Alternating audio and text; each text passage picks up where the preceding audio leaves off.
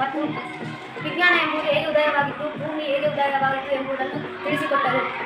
ಹೀಗೆ ಹಲವಾರು ಮಾಹಿತಿಗಳನ್ನು ನಮ್ಮ ಶಾಲೆಗೆ ತಿಳಿಸಿಕೊಟ್ಟಂಥ ಓಸ್ಕೋ ಸರ್ ಅವರಿಗೂ ನಮ್ಮ ಶಾಲೆಯ ಪರವಾಗಿ ಹಾಗೂ ನಮ್ಮ ಪರವಾಗಿ ಧನ್ಯವಾದ.